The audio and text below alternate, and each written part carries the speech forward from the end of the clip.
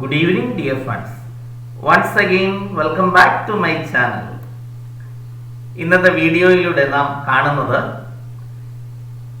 +1 accountancy improvement എക്സാമിനേഷന് തീവ്രമായി പരിശീലനം നടത്തിക്കൊണ്ടിരിക്കുന്ന കുട്ടികൾക്കും അക്കൗണ്ടൻസി പുതുതായി പഠിക്കുന്ന കുട്ടികൾക്കും വേണ്ടി തയ്യാറാക്കിയിരിക്കുന്ന ഒരു വീഡിയോയുടെ സീരീസുകളാണ് ഇവിടെ നാം കാണുന്നത്.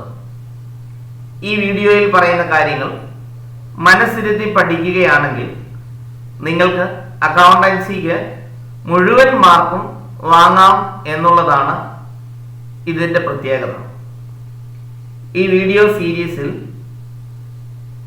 അതിൻ്റെ രണ്ടാമത്തെ സീരീസാണ് ഇത് കാണുന്നത്. ഇതിൽ അക്കൗണ്ടൻസിയുടെ രണ്ടാമത്തെ ചാപ്റ്ററായ തിയറി ബേസ് ഓഫ് അക്കൗണ്ടിംഗ് എന്ന ഭാഗമാണ് നാം പഠിക്കുവാൻ പോകുന്നത്. വീഡിയോ കണ്ടിട്ട് പ്രയോജനകരമായി നിങ്ങൾക്ക് തോന്നുന്നുണ്ടെങ്കിൽ ഈ വീഡിയോ നിങ്ങളുടെ സുഹൃത്തുക്കൾ കൂടി ഷെയർ ചെയ്യുകയും ഒപ്പം ലൈക്ക് ചെയ്യുകയും സബ്സ്ക്രൈബ് ചെയ്യുകയും ചെയ്യുക. അങ്ങനെയെങ്കിൽ അക്കൗണ്ടൻസിക്ക് എല്ലാവർക്കും മുഴുവൻ മാർക്കും വാങ്ങാം എന്നുള്ള ഒരു ലെവലിലേക്ക് നമ്മൾക്ക് നീങ്ങാവുന്നതാണ്. ഇതുവരെ ഈ ചാനൽ സബ്സ്ക്രൈബ് ചെയ്തിട്ടില്ല എങ്കിൽ താഴെ കാണുന്ന സബ്സ്ക്രൈബ് ബട്ടണും ഒപ്പം ബെല്ലൈക്കൺ കൂടി ക്ലിക്ക് ചെയ്യുകയാണെങ്കിൽ തുടർന്നുള്ള എല്ലാ വീഡിയോകളുടെയും നോട്ടിഫിക്കേഷൻ നിങ്ങൾക്ക് ലഭിക്കുന്നതായിരിക്കും. നമുക്ക് പാഠഭാഗത്തേക്ക് പ്രവേശിക്കാം. ഉന്നതമായ ഒരു വിജയം അക്കൗണ്ടൻസിക്ക് നിങ്ങൾക്ക് ലഭിക്കട്ടെ എന്ന് ആശംസിക്കുകയും പ്രാർത്ഥിക്കുകയും ചെയ്യുന്നു. മറക്കണ്ട, ആത്മാർത്ഥതയോടെ തീവ്രമായി ഈ തന്നിരിക്കുന്ന പാഠഭാഗങ്ങൾ മനഃപ്പാഠമാക്കാൻ എല്ലാവരും ശ്രദ്ധിക്കുക. Chapter 2 theory base of accounting. ഇവിടെ തന്നിരിക്കുന്നത് ആ ചാപ്റ്ററിന്റെ സമ്മറിയും ഒപ്പം ഈ പാഠഭാഗത്തു നിന്നും മുൻ വർഷങ്ങളിൽ ചോദിച്ചിരിക്കുന്ന ചോദ്യങ്ങളും അവയുടെ വ്യത്യസ്തമായ മാർക്കുകളും ഒക്കെയാണ് തന്നിരിക്കുന്നത്. നമുക്ക് പാഠഭാഗത്തേക്ക് പ്രവേശിക്കാം. ചാപ്റ്റർ സമ്മറി ആദ്യമായി പറയുന്നത് full form of the following, പൂർണ്ണ രൂപം എഴുതുക എന്നുള്ളതാണ്. അതിൽ ഒന്നാമത്തേത് gap, generally accepted accounting principles. ഇവയുടെ ആദ്യ അക്ഷരങ്ങൾ ചേർത്താണ് ജനറലി എന്നുള്ളതിന്റെ ജിയും അക്സെപ്റ്റഡിന്റെ എയും അക്കൗണ്ടിങ്ങിന്റെ എയും പ്രിൻസിപ്പിൾസിന്റെ പിയും ചേർത്താണ് ഗ്യാപ് എന്ന ഫോം നിർമ്മിച്ചിരിക്കുന്നത്. ഇത് എന്ന് പറയുന്നത് ലോകത്ത് എല്ലായിടത്തും ഉപയോഗിക്കുന്ന അക്കൗണ്ടിങ്ങിന്റെ അംഗീകൃതമായ അക്കൗണ്ടിങ്ങിന്റെ പ്രിൻസിപ്പിൾസ്, അവയാണ് ജനറലി അക്സെപ്റ്റഡ് അക്കൗണ്ടിങ് പ്രിൻസിപ്പിൾസ് എന്ന് പറയുന്നത്. ലോകത്ത് എല്ലായിടത്തും ഉപയോഗിക്കുന്ന അക്കൗണ്ടിങ് പ്രിൻസിപ്പിൾസുകൾ ഏതൊക്കെയാണ് എന്നാണ് ഗ്യാപ് എന്ന് വിശേഷിപ്പിക്കുന്നത്. രണ്ടാമതായി പറയുന്നത് SEBI, securities exchange board of India. Securities exchange board of India എന്നുള്ളതാണ് സെബി. ഇന്ത്യയിലെ ഷെയർ മാർക്കറ്റുകളിലെ സെക്യൂരിറ്റീസിനെ നിയന്ത്രിക്കുന്നതിന് വേണ്ടിയുള്ള ഏജൻസിയാണ് സെബി. അടുത്തതായിട്ട് ICAI, institute of chartered accountant of India. ഇന്ത്യയിലെ ചാർട്ടേഡ് അക്കൗണ്ടന്റുമാരുടെ ഇൻസ്റ്റിറ്റ്യൂട്ടിനെയാണ് ICAI എന്ന് വിശേഷിപ്പിക്കുന്നത്. ഇന്ത്യയിലെ അക്കൗണ്ടിങ്ങുമായി ബന്ധപ്പെട്ട എല്ലാ തീരുമാനങ്ങളും നിർദ്ദേശങ്ങളും എടുക്കുന്നത് ICAIയുടെ നേതൃത്വത്തിലാണ്.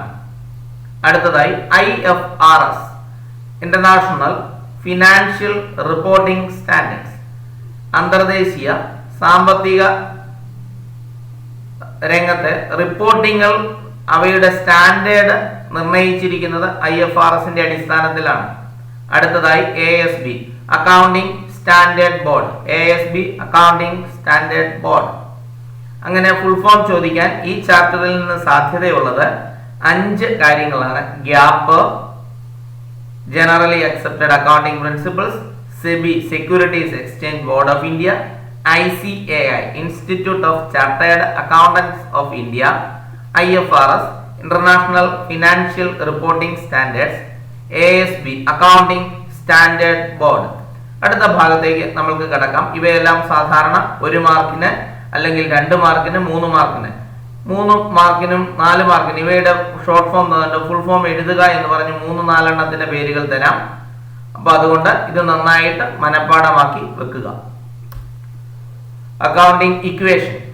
എന്താണ് accounting equation? Assets is equal to equities. ഇതാണ് അക്കൗണ്ടിംഗ് ഇക്വേഷൻ. ആ ഇക്വിറ്റിയെ നമ്മൾ രണ്ടായിട്ട് ക്ലാസിഫൈ ചെയ്തു. ഇന്റേണൽ ഇക്വിറ്റിയും എക്സ്റ്റേണൽ ഇക്വിറ്റിയും. അസറ്റ്സ് അതുപോലെ തന്നെ നിലനിൽക്കുന്നു. ഇക്വിറ്റിയെ രണ്ടായിട്ട് ക്ലാസിഫൈ ചെയ്തു. Internal equity and external equity. അപ്പോൾ assets is equal to internal equity plus external equity. വീണ്ടും ഇന്റേണൽ ഇക്വിറ്റിയുടെ വേറൊരു പേരാണ് ക്യാപിറ്റൽ. എക്സ്റ്റേണൽ ഇക്വിറ്റിയുടെ വേറൊരു പേരാണ് ലയബിലിറ്റീസ്. അങ്ങനെ അക്കൗണ്ടിങ്ങിന്റെ form assets is equal to capital plus liability. ഇതാണ് നമ്മൾ ഔദ്യോഗികമായി പഠിക്കുന്ന accounting equation. Assets is equal to capital plus liabilities. ഇതിനെ നമുക്ക് ഏതെങ്കിലും ഒരു ഐറ്റം മിസ്സിംഗ് ആണെങ്കിൽ, തന്നിട്ടില്ല എങ്കിൽ ഈ ഇക്വേഷന്റെ അടിസ്ഥാനത്തിൽ നമുക്ക് കണ്ടെത്താം. ഇവിടെ ക്യാപിറ്റൽ കണ്ടെത്തണമെങ്കിൽ ഈ തന്നിരിക്കുന്ന അസറ്റിൽ നിന്നും ലയബിലിറ്റി മൈനസ് ചെയ്താൽ ക്യാപിറ്റൽ ലഭിക്കും. ഇനി ലയബിലിറ്റി ലഭിക്കണമെങ്കിലോ തന്നിരിക്കുന്ന അസറ്റിൽ നിന്നും ക്യാപിറ്റൽ മൈനസ് ചെയ്താൽ ലയബിലിറ്റി കിട്ടും. അക്കൗണ്ടിങ് ഇക്വേഷന്റെ ചോദ്യങ്ങൾ സാധാരണ ചോദിച്ചു കാണുന്നതാണ്. അവയുടെ പ്രോബ്ലം സെഷൻ ഉണ്ട്. അത് തുടർന്നുള്ള വീഡിയോയിൽ നമ്മൾ കാണുന്നതായിരിക്കും. അടുത്ത ഭാഗത്തേക്ക് പോകാം. ഈ ജനറലി അക്സെപ്റ്റഡ് അക്കൗണ്ടിംഗ് പ്രിൻസിപ്പിൾസിനകത്ത് വരുന്നവ ഏതെല്ലാമാണ്, ഗ്യാപ്പിൽ വരുന്നവ ഏതെല്ലാം ഭാഗങ്ങളാണ് എന്നാണ് നമ്മൾ ഇവിടെ കാണാൻ പോകുന്നത്. അതിൽ ഒന്നാമത്തത് ഗ്യാപ്പിനെ പ്രധാനമായും 4 ആയിട്ട് ഡിവൈഡ് ചെയ്യാം. 1 assumptions, accounting assumptions. 2 accounting principles. 3 modifying principles. 4 accounting standards.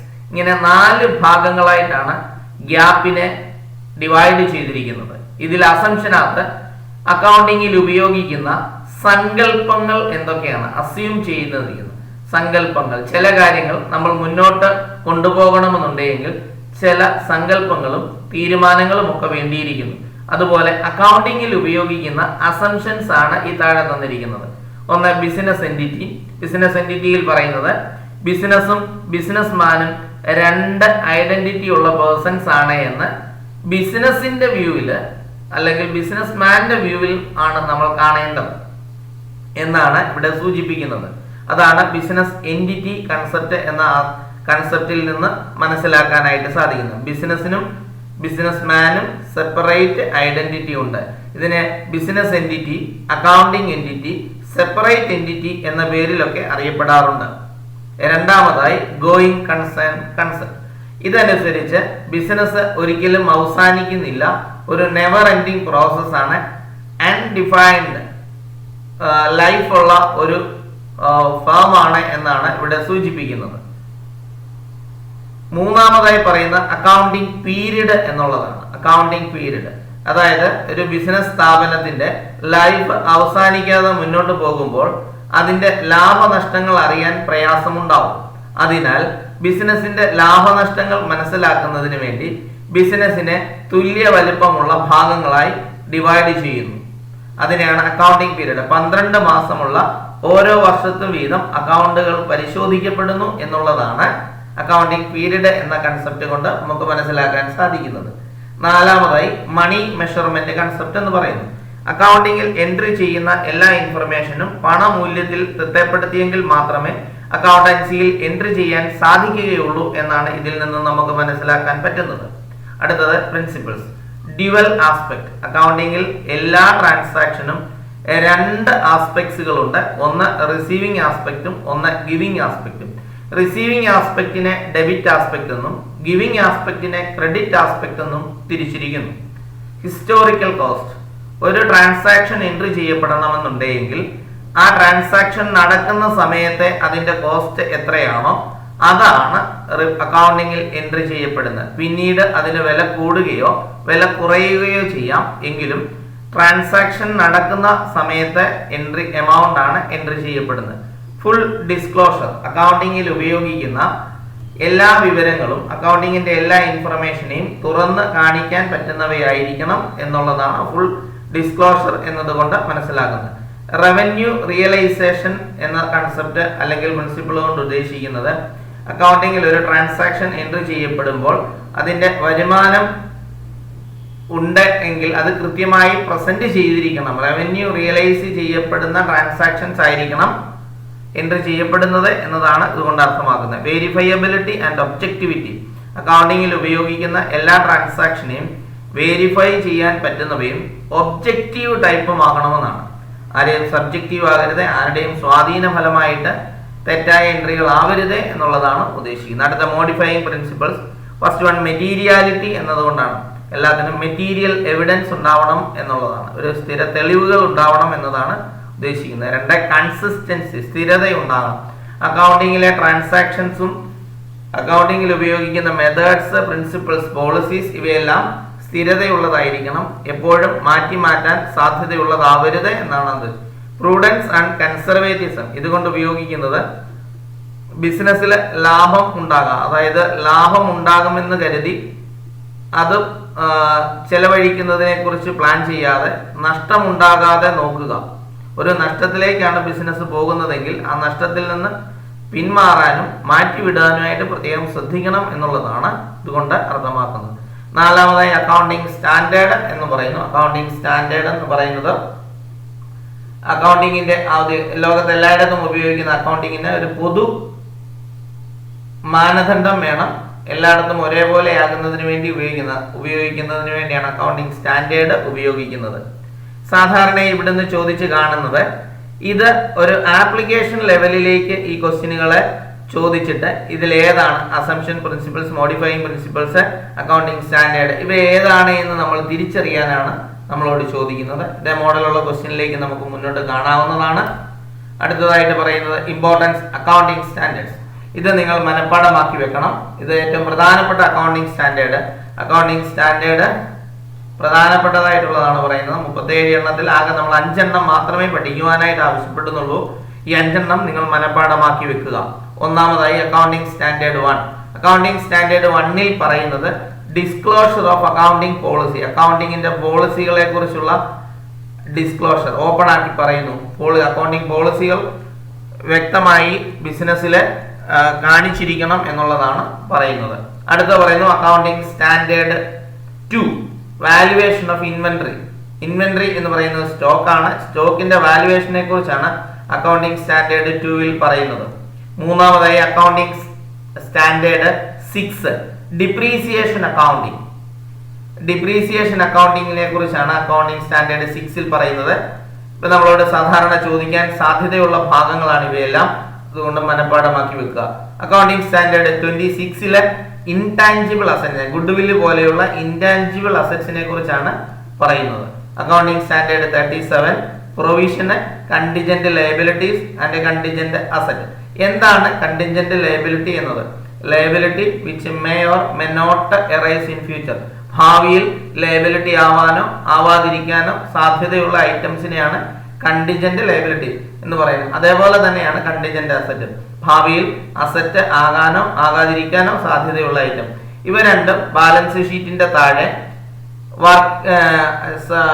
നോട്ടായിട്ടാണ്, ഫുട് നോട്ടായിട്ടാണ് സാധാരണ പ്രസന്റ് ചെയ്യുന്നത്. കണ്ടിജന്റ് ലയബിലിറ്റിയും കണ്ടിജന്റ് അസറ്റും ഒക്കെ ബാലൻസ് ഷീറ്റിന്റെ താഴെ ഫുട് നോട്ടായിട്ടാണ് പ്രസന്റ് ചെയ്യുന്നത്. അപ്പോൾ പഠിക്കേണ്ട അക്കൗണ്ടിങ് സ്റ്റാൻഡേർഡ് 5 എണ്ണം മാത്രം. Accounting standard 1, 2, 6, 26 and 27.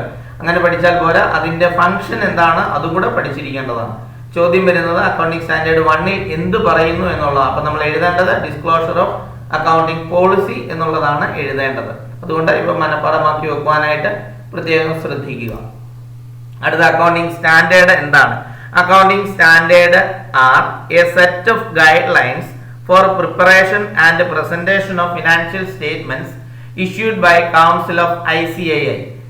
ഇന്ത്യയിലെ ചാർട്ടേഡ് അക്കൗണ്ടന്റുമാരുടെ ഇൻസ്റ്റിറ്റ്യൂട്ടായ ICAIയുടെ കൗൺസില് ഇഷ്യൂ ചെയ്തിരിക്കുന്ന അക്കൗണ്ടിങ് സ്റ്റാൻഡേർഡ് എന്നത് ഒരു ഗൈഡ് ലൈൻസ് ആണ്, നിർദ്ദേശങ്ങളുടെ ഒരു കൂട്ടമാണ്.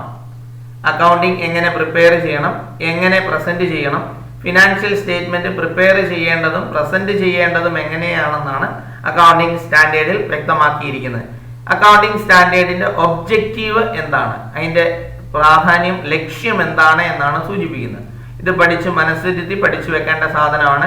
മിനിമൈസ് ഇത് diverse accounting policies and practice, വ്യത്യസ്തമായ അക്കൗണ്ടിംഗ് പോളിസീസും പ്രാക്ടീസിനെയും കുറച്ച് അക്കൗണ്ടിങ്ങിന് പൊതുവായ ഒരു ഏകകത്തിൽ എത്തിക്കുക എന്നുള്ളതാണ് ഒരു ലക്ഷ്യം. രണ്ടാമതായിട്ട് പറയുന്നത് promote better understanding of financial statement, financial സ്റ്റേറ്റ്മെന്റിന്റെ കൂടുതൽ ഭംഗിയായ ഒരു മനസ്സിലാക്കലാണ് അക്കൗണ്ടിംഗ് സ്റ്റാൻഡേർഡിന്റെ രണ്ടാമത്തെ ലക്ഷ്യം.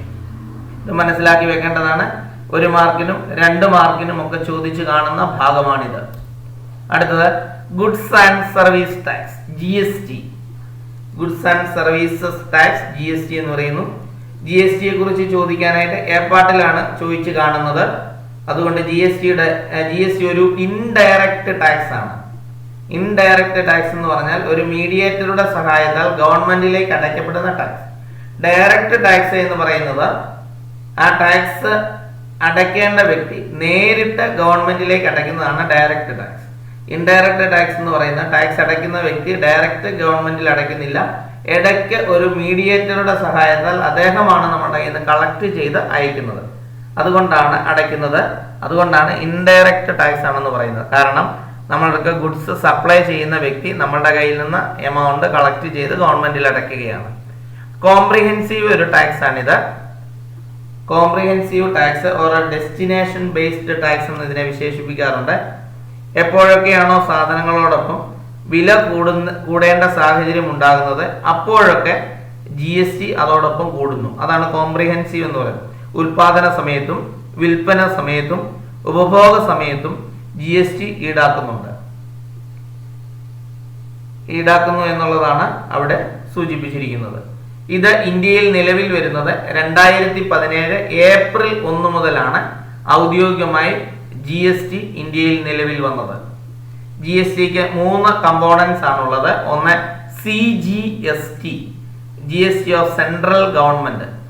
ഒരു ട്രാൻസാക്ഷൻ നടക്കുമ്പോൾ അതിൽ നിന്ന് കിട്ടുന്ന GSTയുടെ പകുതി ഭാഗം സെൻട്രൽ ഗവൺമെന്റിനും ബാക്കി പകുതി സ്റ്റേറ്റ് ഗവൺമെന്റിനുമാണ്. അതാണ് സെൻട്രൽ ഗവൺമെന്റ്. CGST എന്നുള്ളത് ഉദ്ദേശിക്കുന്ന GST of central government, SGST GST of state government, IGST GST of union territories. ഇവയാണ് 3 അറിയപ്പെടുന്ന 3 കമ്പോണൻസ് എന്ന് പറയുന്നത്. ഇപ്പോൾ ഒരു ട്രാൻസാക്ഷൻ നടക്കുമ്പോൾ അതിന്റെ ടാക്സ് ഡിവൈഡ് ചെയ്യപ്പെടുന്നത് ഗുഡ്സോ സർവീസോ ട്രാൻസാക്ട് ചെയ്യപ്പെടുമ്പോൾ അതിന്റെ GSTയുടെ 50% സെൻട്രൽ ഗവൺമെന്റിനും ബാക്കി 50% സ്റ്റേറ്റ് ഗവൺമെന്റിനുമാണ്. അങ്ങനെയാണെങ്കിൽ IGST എന്ന് പറയുന്നത് യൂണിയൻ ടെറിട്ടറിയിൽ നിന്ന് എങ്ങാനും പർച്ചേസോ സെയിൽസോ നടക്കുകയാണെങ്കിൽ അവിടെ ക്രിയേറ്റ് ചെയ്യപ്പെടുന്ന GSTയുടെ പകുതി ഭാഗം വീതം കാൽക്കുലേറ്റ് ചെയ്യുന്നതാണ് അവിടെ ഉദ്ദേശിക്കുന്നത്. SGST IGST വരാം. അതാണ് അവിടെ സൂചിപ്പിക്കുന്നത്. അടുത്ത ഭാഗത്തേക്ക് നമുക്ക് കടക്കാം. GST paid by the seller. GST seller ആണ് പേ ചെയ്യുന്നതെങ്കിൽ അതിനെ ഔട്ട്പുട്ട് GST എന്ന് വിളിക്കും.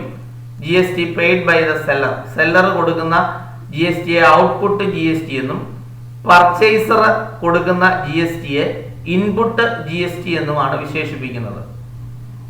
അപ്പോൾ ഇൻപുട്ട് GST എന്നും ഔട്ട്പുട്ട് GST എന്നും നമ്മൾ കേൾക്കാറുണ്ട്. അപ്പോൾ മനസ്സിലാക്കി വെച്ചിരുന്നാൽ മതിയാവും. ഇനിയും GSTയുടെ ലക്ഷ്യങ്ങൾ എന്താണ്? ഇത് B പാർട്ടിലാണ് ചോദിക്കുന്നതെങ്കിൽ GSTയുടെ ആദ്യ ഭാഗങ്ങളെ കുറിച്ച് ഈ GST ഇൻഡയറക്റ്റ് ടാക്സ് ആണ്, കോംപ്രിഹെൻസീവ് ടാക്സ് ആണ്, ഡെസ്റ്റിനേഷൻ ബേസ്ഡ് ടാക്സ് ആണ്. ഇത് എന്നാണ് നിലവിൽ വന്നത്? ഇത്രയും കാര്യങ്ങൾ എഴുതുക, കമ്പോണൻസും എഴുതുക. എ പാർട്ടിൽ 1 മാർക്കിന് ചോദ്യമാണെങ്കിൽ ഈ GST ഇൻഡയറക്റ്റ് ടാക്സ് ആണെന്നൊക്കെയുള്ള ചോദ്യങ്ങളെ വരികയുള്ളൂ. അല്ലെങ്കിൽ ഇന്ന് നിലവിൽ വന്നു എന്ന് ചോദ്യം വരാം, അല്ലെങ്കിൽ കോംപ്രിഹെൻസീവ് ടാക്സ് ആണ് എന്നുള്ള ചോദ്യം വരാം. കൂടുതൽ മാർക്കിനാണ് ചോദിക്കുന്നതെങ്കിൽ ഇവ ഈ പറയുന്ന ഇൻഫർമേഷൻ കമ്പോണൻസും അതിന്റെ ഒബ്ജക്റ്റീവും കൂടെ നിങ്ങൾ എഴുതുവാനായിട്ട് പ്രത്യേകം ശ്രദ്ധിക്കുക. ഒബ്ജക്റ്റീവില് പ്രധാനപ്പെട്ടത് 1 കൺട്രി 1 ടാക്സ് എന്ന പിക്ചറോടുകൂടി എന്ന ഒരു പ്രധാന ലക്ഷ്യത്തോടു കൂടിയാണ് GST നിലവിൽ വന്നത്. ഒരു രാജ്യത്ത് ഒരു ടാക്സ് സംവിധാനം മതി എന്നുള്ള കാഴ്ചപ്പാടിലാണ് GST നിലവിൽ വരുന്നത്. അപ്പോൾ രണ്ടാമതായി പറയുന്നു സിംപ്ലിഫൈ ദ ടാക്സ് പ്രോസസ്. ടാക്സിന്റെ പ്രോസസ്സിനെ ഇന്ത്യയിൽ അതുവരെ വ്യത്യസ്തമായ അനേകം ടാക്സ് സംവിധാനങ്ങൾ ഉണ്ടായിരുന്നു. അവയെല്ലാം ഒരു കോമൺ ടാക്സ് സിസ്റ്റത്തിലേക്ക് കൊണ്ടുവന്നതാണ് GST. Uniform tax system uniform ആക്കി ഒരേപോലെ കൊണ്ടുവന്നു, ഒറ്റ സംവിധാനത്തിലേക്ക് കൊണ്ടുവന്നു. To avoid tax evasion, tax വെട്ടിക്കൽ ഒഴിവാക്കാനായിട്ട് സഹായിക്കുന്നു എന്നുള്ളതാണ് ഇതിന്റെ പ്രത്യേകത. അപ്പൊ ഈ 4 ഒബ്ജക്റ്റീവും മനസ്സിലാക്കി മനപ്പാഠമാക്കി വെക്കുവാനായിട്ട് പ്രത്യേകം ശ്രദ്ധിക്കുക. അടുത്ത ഭാഗത്തേക്ക് കടക്കാം. Previous year questions and answer. മുൻ വർഷങ്ങളിൽ ചോദിച്ചിരിക്കുന്ന ക്വസ്റ്റ്യൻസും അവയുടെ ആൻസേഴ്സുമാണ്. ക്വസ്റ്റ്യൻസ് ഒന്നാമത് ചോദിച്ചിരിക്കുന്നത് proprietor is treated as a creditor to the extent of his capital. Explain which principle applied. ഇതിനകത്ത് അപ്ലൈ ചെയ്തിരിക്കുന്ന proprietor is treated as a creditor. Proprietor ബിസിനസിന്റെ ക്രെഡിറ്ററാണ്, ക്രെഡിറ്ററായിട്ടാണ് ട്രീറ്റ് ചെയ്യുന്നതെങ്കിൽ എക്സ്റ്റെൻഡ് ടു ഹിസ് ക്യാപിറ്റൽ എന്നാണ് ഉദ്ദേശിച്ചിരിക്കുന്നത്. അങ്ങനെയാണെങ്കിൽ ഇവിടെ ഏത് അക്കൗണ്ടിംഗ് പ്രിൻസിപ്പിൾസ് ആണ് അപ്ലൈ ചെയ്തിരിക്കുന്നത്? അതേപോലെ തന്നെ ചോദിക്കാൻ സാധ്യതയുള്ളതാണ് capital is a liability for business. ബിസിനസിന്റെ ഒരു ലയബിലിറ്റിയാണ് ക്യാപിറ്റൽ. ഇവിടെ ഏത് അക്കൗണ്ടിംഗ് പ്രിൻസിപ്പിൾസ് ആണ് ഉപയോഗിച്ചിരിക്കുന്നത്? മൂന്നാമത് പറയുന്നു owner and business have separate existence. Explain which principles is applied. ഈ 3 ചോദ്യത്തിലും ഒറ്റ അക്കൗണ്ടിംഗ് പ്രിൻസിപ്പിൾസിനെ കുറിച്ച് തന്നെയാണ് പറയുന്നത്. Accounting entity principles or accounting entity concept എന്നുള്ളതിനെ കുറിച്ചാണ്. ബിസിനസ്സും ബിസിനസ്മാനും സെപ്പറേറ്റ് ഐഡന്റിറ്റി ആണ് എന്നാണ് ഇവിടെ സൂചിപ്പിച്ചിരിക്കുന്നത്. In the view of businessman. ബിസിനസ്മാന്റെ വ്യൂവിലാണ് ബിസിനസിനും ബിസിനസ്മാനും സെപ്പറേറ്റ് ഐഡന്റിറ്റി ഉണ്ട് എന്ന് കാണേണ്ടത്. അടുത്ത ക്വസ്റ്റ്യനിലേക്ക്. അപ്പം മൂന്ന് ക്വസ്റ്റ്യൻസ് 3 വർഷങ്ങളിലായിട്ട് ചോദിച്ചിരിക്കുന്നതാണ്. 1 മാർക്കിന് ചോദിച്ചിരിക്കുന്ന ചോദ്യങ്ങളായിരുന്നു ഇവ. ഏത് അക്കൗണ്ടിംഗ് പ്രിൻസിപ്പിൾസ് ആണ് ഇവിടെ ഉപയോഗിച്ചിരിക്കുന്നത്? ഇനി അതിന്റെ എക്സ്പ്ലനേഷൻ നിങ്ങളുടെ സ്വന്തം ലാംഗ്വേജിൽ കൊടുക്കാവുന്നതാണ്. നിങ്ങളുടെ സ്വന്തം രീതിയിൽ അതിനെ എക്സ്പ്ലെയിൻ ചെയ്യുക. അക്കൗണ്ടിംഗ് എൻറ്റിറ്റി എന്നുള്ളത് നിങ്ങളുടെ സ്വന്തം ഭാഷയിൽ എക്സ്പ്ലെയിൻ ചെയ്താൽ മതിയാവും. അടുത്തത് മാച്ച് ദ ഫോളോയിങ്. 4 മാർക്കിന് മുൻവർഷങ്ങളിൽ ചോദിച്ചിട്ടുള്ളതായിരുന്നു. എ കോളത്തിന് സമാനമായിട്ട് ബി കോളത്തിൽ നിന്ന് ചേർത്ത് എഴുതാനാണ് പറഞ്ഞത്. ഇവിടെ നേരെ തന്നെ മാച്ച് ചെയ്താണ് തന്നിരിക്കുന്നത്. അതുകൊണ്ട് നിങ്ങൾ ബുദ്ധിമുട്ടണ്ട, മാച്ച് ചെയ്യാനായിട്ടൊന്നും ശ്രമിക്കേണ്ട കാര്യമില്ല. നേരെ മാച്ച് ചെയ്യുന്നതാണ്. Closing stock are valued at cost or market price whichever is less. Closing സ്റ്റോക്കിന്റെ കോസ്റ്റ് പ്രൈസ് ആണോ മാർക്കറ്റ് പ്രൈസ് ആണോ ഇവയിൽ ഏതാണോ ചെറുത് അത് മാത്രമേ പരിഗണിക്കാവൂ എന്ന് പറയുന്നത് പ്രിൻസിപ്പിൾസ് ഓഫ് കൺസർവേറ്റിസം അഥവാ പ്രൂഡൻസ് എന്ന് പറയുന്ന അക്കൗണ്ടിംഗ് പ്രിൻസിപ്പിൾസ് വെച്ചാണ് പറയുന്നത്. രണ്ടാമതായി every transaction will have 2 aspects. എല്ലാ ട്രാൻസാക്ഷനും 2 ആസ്പെക്റ്റുകളുണ്ട്. അത് ഡ്യുവൽ ആസ്പെക്ട് കൺസെപ്റ്റ് അനുസരിച്ചാണ് പറയുന്നത്. All business events not recorded in accounting. എല്ലാ ബിസിനസ് ഇവന്റ്സും അക്കൗണ്ടിംഗിൽ റെക്കോർഡ് ചെയ്യാൻ പറ്റത്തില്ല. മണി വാല്യൂ ഇല്ലാത്തതൊന്നും എൻട്രി ചെയ്യാൻ പറ്റത്തില്ല. അത് പറയുന്ന കൺസെപ്റ്റ് മണി മെഷർമെന്റ് കൺസെപ്റ്റ് ആണ്. Accounting information should be free from bias. Accounting information സ്വാധീനങ്ങളുടെ ഒക്കെ അപ്പുറമാണ് ആയിരിക്കണം എന്നാണ് പറയുന്നത്. അത് ഒബ്ജക്ടിവിറ്റി പ്രിൻസിപ്പിൾസ് ആണ് ഇവിടെ പറയുന്നത്. അപ്പൊ സാധാരണ 4 മാർക്കിന് പ്രീവിയസ് ഇയറിൽ ചോദിച്ചിരിക്കുന്ന ഒരു ചോദ്യമായിരുന്നു ഇത്. എ പാർട്ടിൽ പറ്റുന്നതിന് ബി പാർട്ടിലുമായിട്ട് മാച്ച് ചെയ്യിക്കാനാണ് പറഞ്ഞിരുന്നത്. അപ്പൊ ഇത് മാച്ച് ചെയ്ത് തന്നെയാണ് തന്നിരിക്കുന്നതുകൊണ്ട് ഇത് മനഃപാഠമാക്കിയാൽ മതിയാവും. എളുപ്പത്തിൽ നിങ്ങൾക്ക് പഠിക്കുവാനായിട്ട് സാധിക്കും. അടുത്തത് ഇതേപോലെ തന്നെ 3 മാർക്കിന് ചോദിച്ചിരുന്ന ചോദ്യമാണ് പ്രീവിയസ് ഇയറിൽ. State the relevant principle or concept. ഏതാണെന്നോ കറക്റ്റ് ആയിട്ടുള്ളതിനെ തിരഞ്ഞെടുത്ത് എഴുതുവാനായിരുന്നു പറഞ്ഞത്. ബി കോളത്തിൽ പ്രിൻസിപ്പിൾസ് ഓർ കൺസെപ്റ്റ് എന്നുള്ള കോളത്തിലെ ആൻസേഴ്സ് ക്വസ്റ്റ്യൻ മാർക്ക് ആയിരുന്നു. അവിടുത്തെ കറക്റ്റ് ആൻസർ ആണ് ഇപ്പോൾ ഇവിടെ കൊടുത്തിരിക്കുന്നത്. ഇപ്പൊ എ പാർട്ട് സ്റ്റേറ്റ്മെന്റ് മാത്രമേ തന്നിട്ടുള്ളായിരുന്നു. പ്രിൻസിപ്പിൾസോ കൺവെൻഷനോ നമ്മൾ എഴുതണമായിരുന്നു. അങ്ങനെയായിരുന്നു ചോദ്യം തന്നിരുന്നത്. ഇത് ഞാൻ ഫില്ല് ചെയ്ത് തന്നിരിക്കുകയാണ്. Owner and business have separate existence. Owner ബിസിനസിനും ബിസിനസ്മാനും സെപ്പറേറ്റ് എക്സിസ്റ്റൻസ് നിലനിൽപ്പുണ്ട് എന്ന് പറയുന്ന ബിസിനസ് എൻറ്റിറ്റി കൺസെപ്റ്റ് അനുസരിച്ചാണ്. Recording monetary events only. സാമ്പത്തിക ഇടപാടുകൾ മാത്രമേ എൻട്രി ചെയ്യുള്ളൂ. പണമൂല്യത്തിലുള്ളവ മാത്രമേ എൻട്രി ചെയ്യുള്ളൂ. മണി മെഷർമെന്റ് കൺസെപ്റ്റ് ആണത്. Business have got indefinite life. അത് ബിസിനസ്സിന് ഒരു അവസാനിക്കാത്ത ഒരു ലൈഫ് ഉണ്ട്. അത് ഗോയിങ് കൺസേൺ കൺസെപ്റ്റ് ആണ്. Follow the same accounting practices year after year. സ്ഥിരതയുള്ള അക്കൗണ്ടിംഗ് പ്രാക്ടീസുകളെ എല്ലാ വർഷവും തുടരണം. കൺസിസ്റ്റൻസി ആണ് പറയുന്നത്. Stock is valued at cost price or market price whichever is less. Conservatism or prudence എന്ന് വിളിക്കും. അവയാണത്. Compare the expense with the revenue of an accounting period. എക്സ്പെൻസും റവന്യൂവും ഒരു അക്കൗണ്ടിംഗ് പീരീഡിലെ തമ്മിൽ കമ്പയർ ചെയ്യുന്നതിനെ മാച്ചിങ് പ്രിൻസിപ്പിൾസ് എന്നാണ് വിളിക്കുന്നത്. അടുത്ത വീണ്ടും ചോദിക്കുന്നു what are the following item. Following terms stands for. താഴെ തന്നിരിക്കുന്ന പോയിന്റുകളെ അതിന്റെ ഫുൾ ഫോം എഴുതാനാണ് പറഞ്ഞിരുന്നത്. നമ്മൾ ആദ്യം കണ്ടിരുന്നു. 3 മാർക്കിന് ചോദിച്ചിരിക്കുന്നതാണ്. GAAP, generally accepted accounting principles, IFRS international financial reporting standards, ICAI institute of chartered accountant of India. പിന്നെ നമ്മൾ ചോദിച്ച അക്കൗണ്ടിംഗ് സ്റ്റാൻഡേർഡുമായി ബന്ധപ്പെട്ട ചോദ്യങ്ങളായിരുന്നു. അക്കൗണ്ടിംഗ് സ്റ്റാൻഡേർഡ് 2 എന്താണ് ഡീൽ ചെയ്യുന്നത്? വാല്യുവേഷൻ ഓഫ് ഇൻവെന്ററിയെ കുറിച്ചാണ് 2ൽ ഡീൽ ചെയ്യുന്നത്. നമ്മൾ 5 അക്കൗണ്ടിംഗ് സ്റ്റാൻഡേർഡുകളെ കുറിച്ച് മാത്രമാണ് പഠിക്കാൻ പറഞ്ഞിരുന്നത്. അത് പ്രത്യേകം നിങ്ങൾ മനഃപ്പാഠമാക്കി വെക്കുക. എട്ടാമത്തത് ചോദ്യം വന്നു, accounting standard 6 deals with depreciation accounting. Accounting standard 6 depreciation അക്കൗണ്ടിങ്ങിനെ കുറിച്ചാണ് പറയുന്നത്. അടുത്ത 9ാമത്തെ question, a firm purchased a pen and paper weight and included these items under the head of stationery. ഒരു സ്ഥാപനം പെന്നും പേപ്പർ വെയ്റ്റും വാങ്ങിയിരുന്നു, അവയെ സ്റ്റേഷനറി എന്ന ഹെഡിൽ ഉൾപ്പെടുത്തി. Identify relevant accounting principles. ഇവിടെ ഉപയോഗിച്ചിരിക്കുന്ന അക്കൗണ്ടിംഗ് പ്രിൻസിപ്പിൾസ് ഏതാണ്? മെറ്റീരിയാലിറ്റി.